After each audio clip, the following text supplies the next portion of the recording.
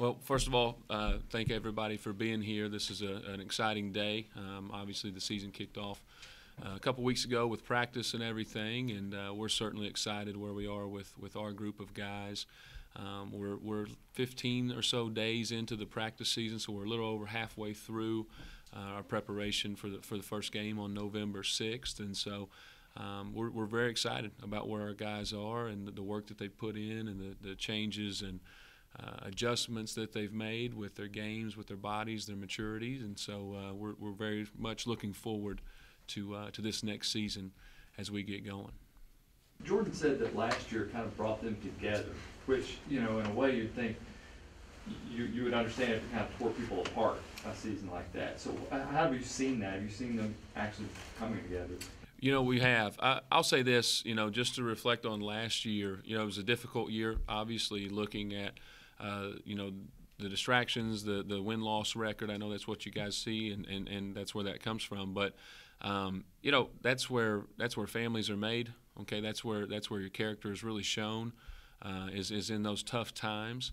And I give those kids a ton of credit. I mean, if you were around last year, you were at a practice, a shoot-around, in a huddle, on the bus, whatever it may have been, we have a really good group of kids. And, despite the record, despite the emotional close losses we may have had, we didn't have that many bad practices.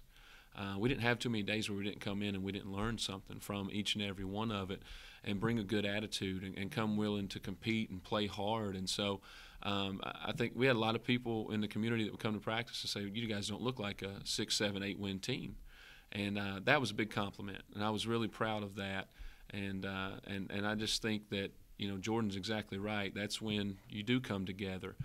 But I think the biggest testament is it starts with having a good group of kids that have a good mindset, and they really want to be good players, and they want to be a part of a good team.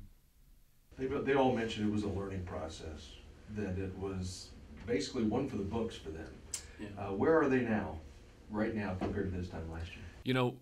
To reference what they said, a learning process, we had 10 new players last year. We had 4 returners, none of which were starters, okay? So not only was everything that came out of my mouth and my staff, was it new for those 10 players, it was new for all 14 of them because all of those guys were thrown into new roles that they'd never been in before.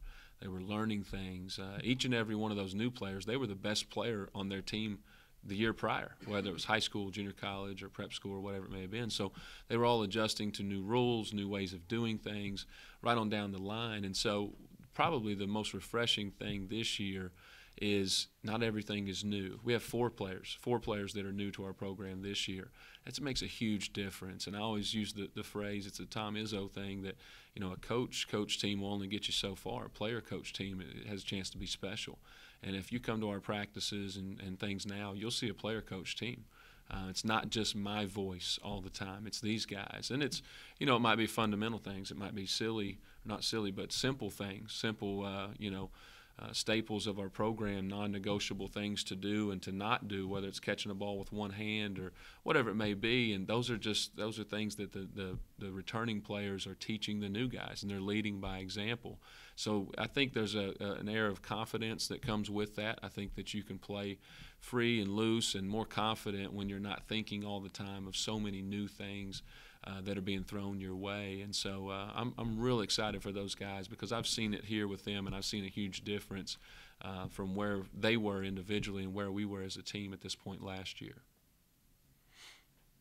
Preston, how much more comfortable are you going into this year? I'm glad you asked the question because I'm significantly more comfortable. My interim year was a bit of a wild year, but it was kind of one of those things where you pick up the pieces and you just kind of run with it, and you see what you've got. You kind of had a feel for what I had my interim year with those players. Although our roster depleted, and I think we were down to 9 players for the majority of my interim season, you just kind of had to figure it out, and you didn't have a whole lot of choices. You said, well, it's either A or it's B. Which one's the best one for us to do today? And we just kind of figured it out and made the right choices there. It's different when you have 10 new players, you have your own program from day one, and you've got to do the whole thing. So it's a little different when you do that. And I think for us having so many new players, and we didn't always know what we had last year. and figuring out roles and what guys were capable of doing, what their strengths were. And so 1 year into that, we've got a much better feel for our players. And so for me, it makes me a lot more comfortable, makes me a lot more confident to walk out each day, teach something new with the confidence that they're going to retain it.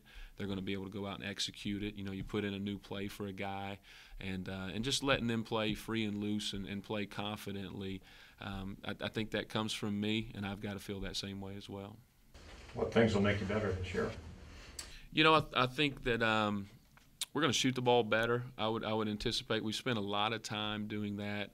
You know, we got stagnant offensively last year. We were a much better defensive team than we were an offensive team, and that just kind of happened by default.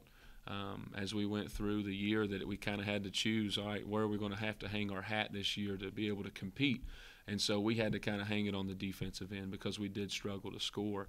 And consequently, we were in a lot of games. We were in a lot of close games. They were low-scoring games, but they were close games. I don't like for that to happen. I like for the guys to get up and play fast and play free and play loose and take good shots and do things like that. And so I think we're going to be much better offensively this year. We're going to play faster than we did.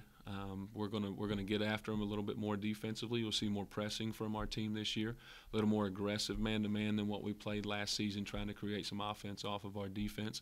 So I think just that is going to provide a lot more enthusiasm for our players going through it, and get them a little bit more excited to play and just playing faster, playing to our strengths. We obviously don't have great size, but we do have great versatility. We've got a lot of length, a lot of interchangeable, positionless guys, and so we've got to make sure that we're playing a style that caters to that, using our length, using our quickness, and spreading teams out and using our skill level.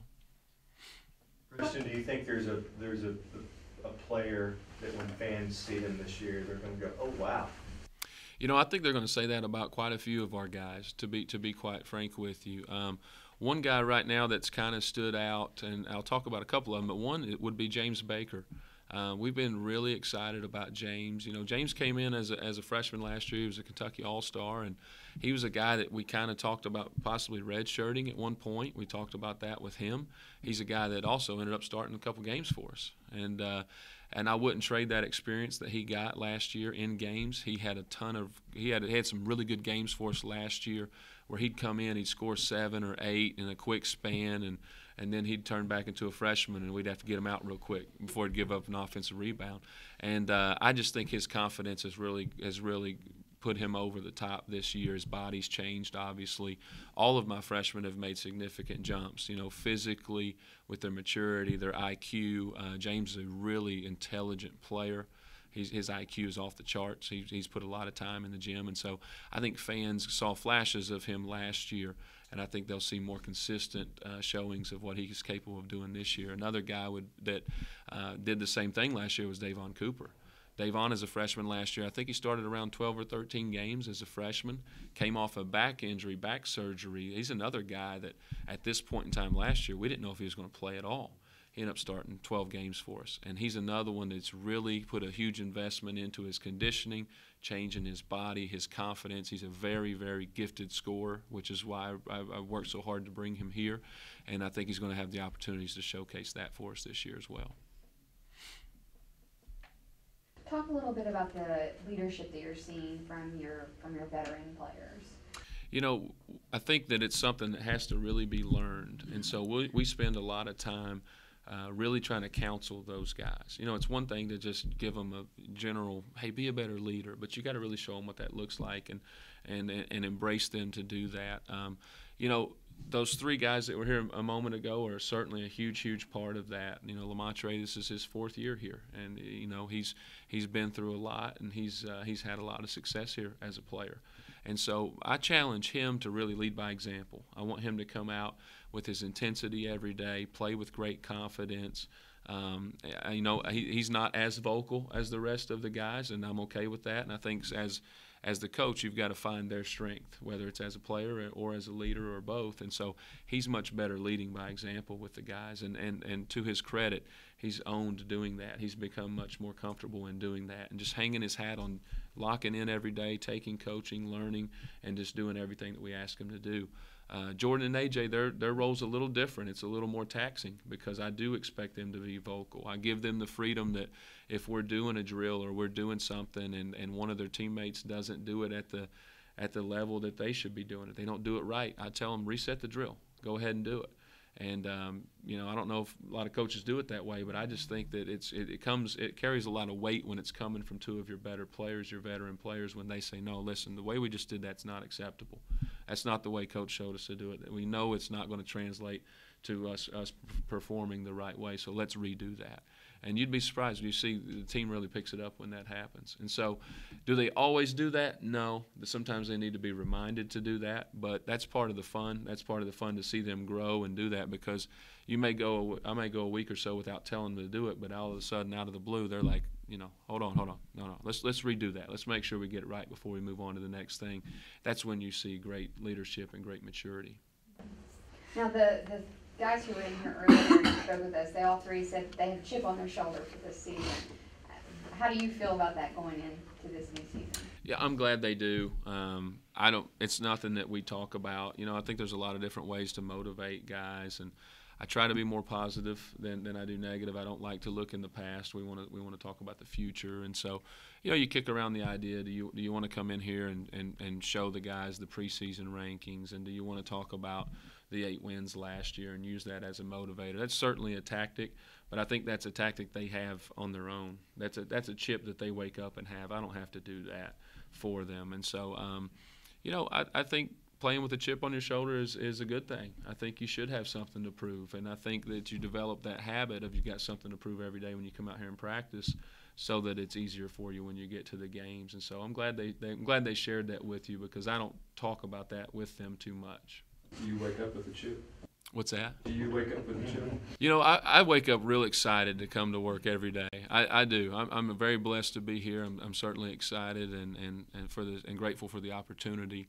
A chip, I don't know. I think sometimes to have a chip, you're motivated by competition, and I think for a coach that can be a tricky thing, because as a coach then you start thinking about other coaches and, well, their program's got this and he's got that player.